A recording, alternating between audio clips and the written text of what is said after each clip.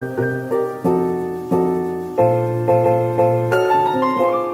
everyone, welcome to my channel. It's me, Nathan. Okay, so fun fact, for the past 2 years, I've really been into vintage and all that type of stuff. But more specifically, for the last couple of months, I've been like obsessive over vintage fashion, specifically 60s and 70s. But as I know, and you probably know, finding vintage clothes is not only difficult, but it's also very expensive sometimes, especially if you don't find it at Goodwill. So, I have a few things that I really have been wanting to make for like months now. The first thing is I've really been wanting a colored turtleneck. I have quite a bit of turtlenecks, but they're all just very like neutral and boring. For some reason I can never find a colored turtleneck at the thrift store, so I decided to make one. This was actually a lot easier than I thought it was gonna be. So for this, you're gonna need 2 plain white t-shirts. I already own mine, but of course you can find them at the thrift store for like $2. You're gonna have one as like the body of your shirt, and then the other one as just like the neck part. Of course, the one that you're using as the neck doesn't have to fit you, but preferably the one that you're using as the base should probably fit you pretty good, or fit you how you want it to fit you. Okay, the first thing we're gonna do is actually take off the neck of the shirt. I don't know. I just used a seam ripper.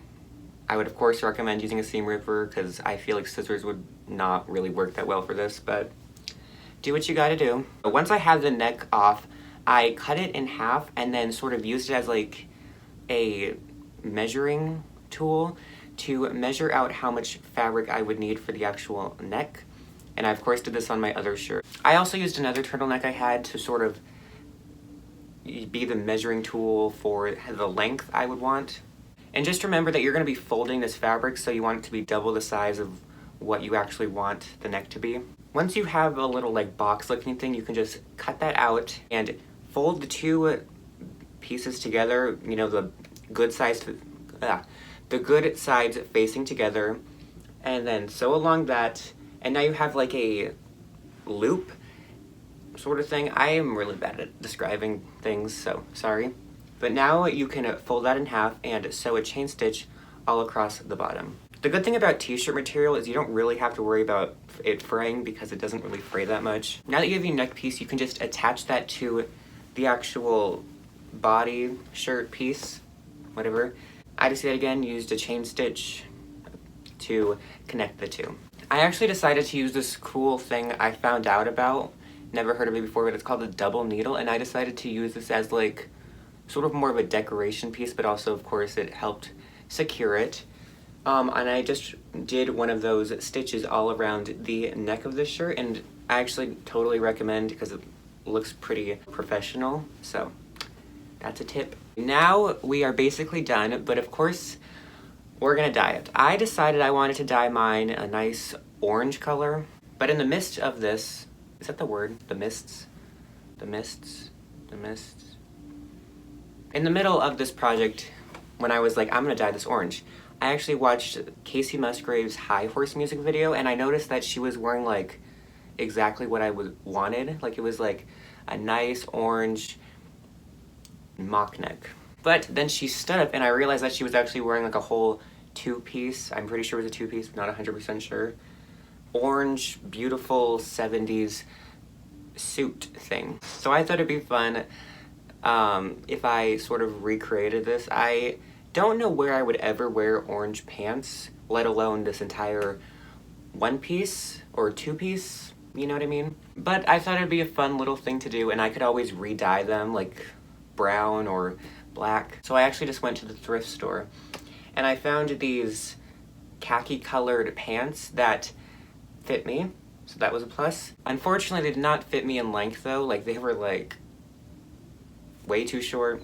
I wouldn't normally get pants that are too short for me, but I was gonna be dyeing them, and also I was obsessed with the pockets on these. They're just, I loved them, they're so cool. Also, these happen to have like a slight flare to them, so that was good for what I was using them for. The first thing I actually did was I seam ripped out the pre-existing hem, because this is a long ass hem. Like I got like 2 extra inches of fabric, so that was a plus, but it wasn't as long as I wanted them to be. So I already had this white fabric square it was cotton, so it would be perfect for this. So I sort of measured out how much I would need for my specific pair of pants and made it kind of like the turtleneck. I made like a box type of square thing. And once I had that, I folded it in half to create a hem. And I just attached that to my pants. Similar to the shirt, I also used the twin needle to get like a fun professional look to them, and it turned out pretty well. Now that I had these pants and the shirt all done, it was time to dye the pants and the shirt. Yeah, I decided to go with this tangerine dye from Rit. Honestly, it wasn't exactly what I wanted. It's kind of disappointing, especially because it was $8 on Amazon. But whatever. You live and you learn. Oh, I also forgot to mention that I did try to take out the color of the khakis with this like Rit color remover stuff. It did not really work at all, which was unfortunate, but I didn't want to use bleach. Yeah. If you ever use Rit dye, I 100 million trillion % recommend using the sink method. Of course, don't use this in like in a porcelain sink because that will not be good. A metal sink, use that. This was way easier than dyeing it in a bucket, just, yeah. Of course, make sure that you clean out the sink after. To do this, I filled the sink with the hottest water I could get out of the tap. And then I also put in a bucket of boiling water just to sort of add a little heat to the water. I don't know. Rit also recommends using a cup of salt and a dash of dish soap to your mix. And then I also added the entire bottle of dye. Then I stirred it up and put in my garments. Once I had them in there, I just stirred them and mixed it all around occasionally, like every couple of minutes. And I ended up doing this for like an hour. I was just watching a movie and would just like cut back between the living room and the kitchen. Then once the hour was up, I just drained the sink and sort of half-ass rinsed it out with cold water.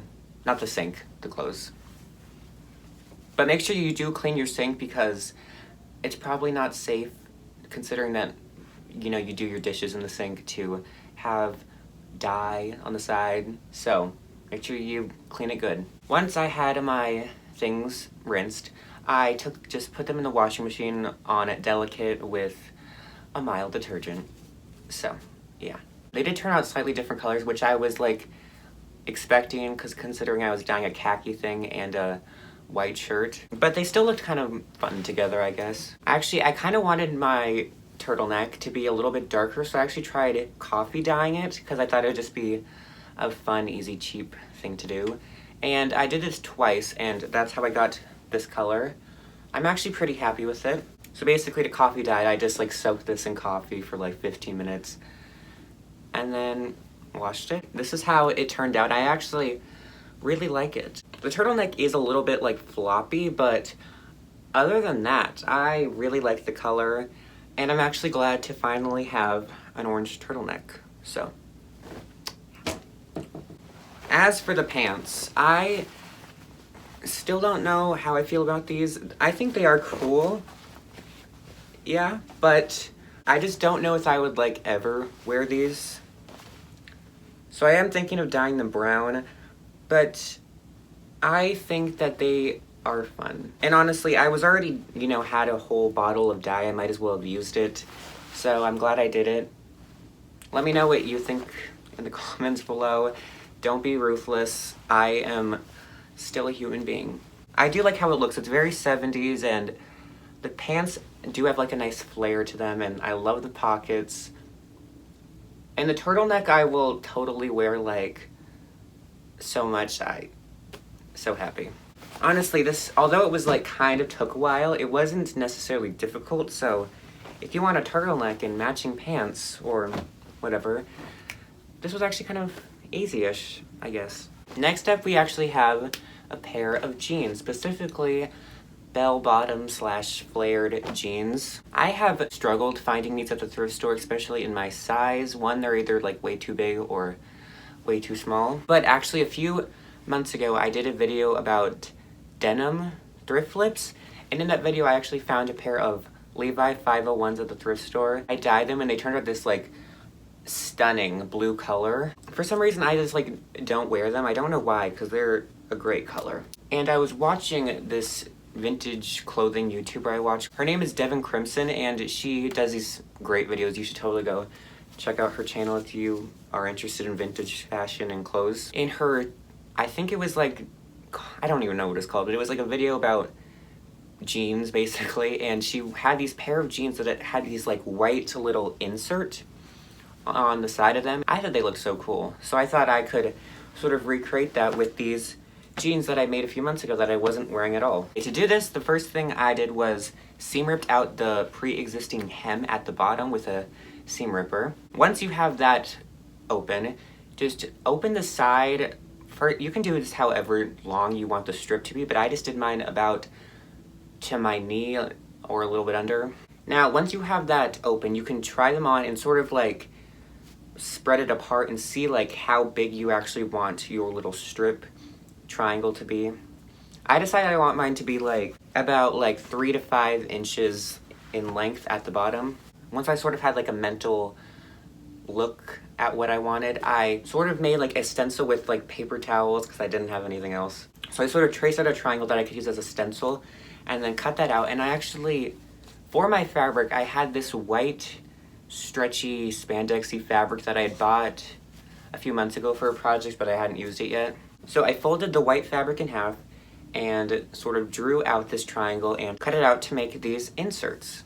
I'm like losing my voice. Once you have your triangle pieces, you can just pin it along the edge of the pants where you opened it up, and then just take it to your sewing machine and sew it. Also, I want to say I would recommend trying them on to make sure that you like how they look like before you sew it, because although you can go back, like you can just seam rip it out, it's of course not fun. Actually, the thing I do like about this is that we aren't actually cutting the jeans at all. So if you do realize that you don't like the look of them at all, you can just take the piece out and then sew it back, and you have the same exact pair of straight leg jeans you had before.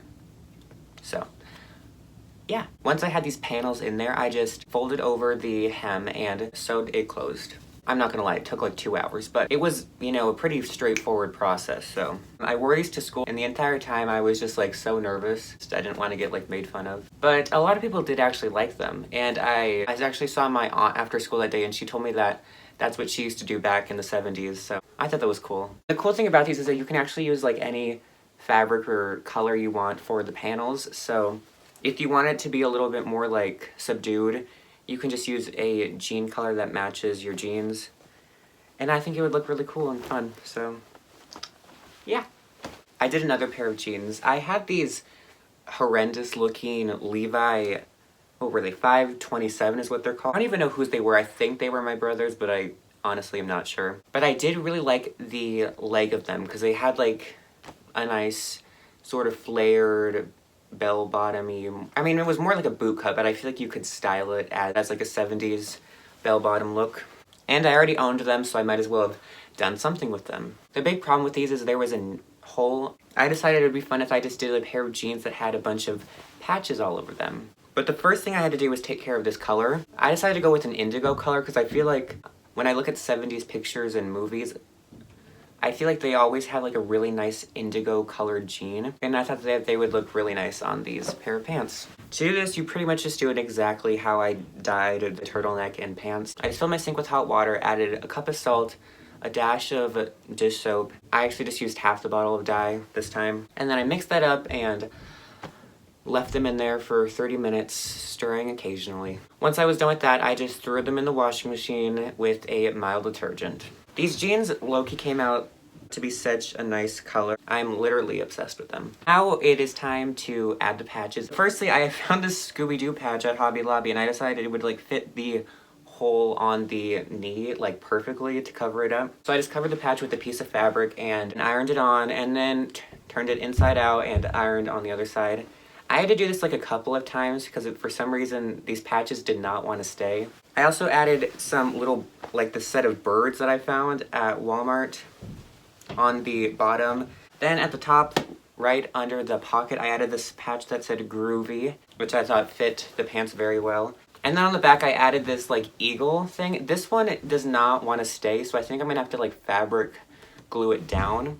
I don't know why, but it just won't stay. Although these did take, you know, like a few hours to make, I think that they just turned out so cool. Honestly, these like might be like my favorite thing that I made. Last pair of pants. I had these, yet again, Levi's. I am realizing now that these are all Levi's. I don't know why. I guess I just have an obsession with Levi jeans and stuff. These actually aren't jeans, they're corduroy. But I thrifted these a few months ago. These Levi 501 corduroy pants, and they were kind of too big for me when I got them, but I thought I could just wear them with a belt, and it did work, but I've decided enough is enough. So I finally decided to actually alter these to make them fit me. What? So the first thing I did is I took off the back of the belt loop, and then I seam ripped the back of them. Then at the top, I just like cut it. I didn't really know what to do. Not only that, there was a huge hole in the ass. Sorry, but I put them on inside out, and then I used my hands to sort of like see how much I wanted to like take in. Once I had a line that I was happy with, and I tried them on and they seemed to fit well, I took it to the sewing machine and stitched across the line. You can then just cut it off and do a zigzag across the line so that it doesn't fray, because corduroy frays really easily, so be careful. Now, putting the butt aside, I decided that I wanted to take in some from the sides as well, because they just didn't fit exactly how I wanted them to, even taking it out in the back. And also they were quite baggy at the bottoms, and I wanted them to have more of like, kind of like a 60s mod. You see a lot of those like straight leg jeans. So I just put them on inside out and sort of used like a mixture between just guesstimating and a different pair of pants that I had to like see how much I wanted to take in. Once I had that sort of idea, I just pinned it, tried it on, just like before. Once I had like the perfect line that I wanted, I took it to the sewing machine and sewed it. I just used a thread that was similar to the color of the thread from the pair of pants. Also, make sure that you're going back and forth between the ends of them just so that they don't rip apart. Once I sewed them and realized that I liked how they looked and I wasn't going to go back, I cut off the excess fabric, which, just be careful with this. Make sure you don't accidentally cut through your pants, because I've done that before, not with these, but with a different pair of pants, and it's not fun, because you know, you ruin the pants and there's nothing to do with them. To cut off the fabric, you can just take it to your sewing machine and do a zigzag. I went back and forth with the zigzag multiple times because I just really did not want these to fray.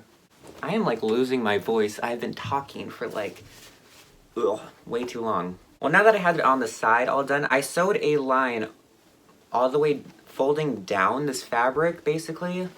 I don't even know how to describe this, but like, there's like a line here that I sewed down to like fold down the fabric, just so that it would really secure it and it would not break. I also did the same on the back right here. You could also have used the twin needle on this back, kind of like the original, but I just decided to use the regular needle, and yeah. Once I had this all these pieces stitched down, I sewed back on the buckle straps. Yes, I'm excited to wear these because I've seen, yet again, a lot of mod, like, fashion ads.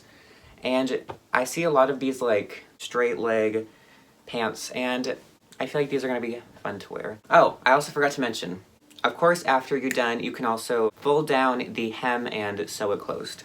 Similar to the mod ads, I feel like I always see barrettes, you know, like the French hats. And I've heard that they're super easy to make, so I just decided to go for it. I actually bought this roll of felt from just the dollar store, so this didn't really cost me anything. I really didn't know how, like, wide or how big of a circle I should make, so I kind of just guessed, and I just used a record to sort of help me measure it out. Of course, the record was a little bit too big, so I just sort of improvised, and something happened, and something happened. Yeah. Once I had a circle, I cut out another circle. In the second circle, I cut a smaller circle about 3 inches away from the edge inward. I think if I made this again, I would make that brim a little bit bigger, because I think that would have made it turn out a lot better. Once I had these 2 circles, I took it to the sewing machine and did a chain stitch all around the edge. Then I folded it inside out and tried it on, and yet again, I think the problem was the brim. I should have made it a little bit bigger, so I decided to add a strap to the bottom, because I feel like I've seen pictures online with like a strap on the bottom. So to do this, I kind of just made a tube, like I made a strip of fabric, then I folded the fabric, sewed it together, and then sew that to the bottom of the hat. I also forgot to mention I added a little loop to the top. You know, if you look at pictures of barrettes, they have this little loop at the top. Honestly, like, I think if I were to do this again, I mean, it doesn't look that bad, but I feel like if I were to do this again, I would probably use a little bit of a nicer fabric because it just kind of feels cheap and it looks kind of cheap. Also, yet again, I would make the brim bigger, and I feel like that would have just made it a lot nicer looking. Last and final thing we have here. I've been wanting like a 70s, like a fur jacket. Not with like the entire thing made from fur, but like the neck or the collar. And I told myself if I ever found faux fur from the thrift store, I would just try to make one. And I did find this big bag of faux fur at the thrift store for $2. Of course, I needed a jacket as the base, and I already had this tan one. I kind of just felt like I would wear it a lot more if I made it fun and put on this fur. I don't know what I was thinking. So the first thing I did was I measured out how much fur I would need for the collar piece, placed the fur upside down, and then put my jacket piece over it, and then traced out how much I needed for the collar. Once I had that piece, I cut it out, and I first tried to sew this on with the sewing machine, but it just wasn't taking it. It was struggling. So then I decided to hand stitch this, and this did work out a lot better, except I will say that when I threw this in the washing machine, it kind of fell apart. I don't really have good hand sewing skills though, so that's probably just a me problem. After I sewed this on, I actually decided to do some fur at the cuffs of the thing, because I feel like a lot of the pictures I've seen also have the fur at the collar and the cuff. This was actually really easy. I just cut out a strip of the fabric that would fit around the cuff. I would say I did it about like an inch wide. And then once I had this strip, I sewed it together, good sides together, so that I would have a loop, sort of like what I did for the turtleneck. And then once I had that loop, I just, yet again, hand stitched it to the jacket.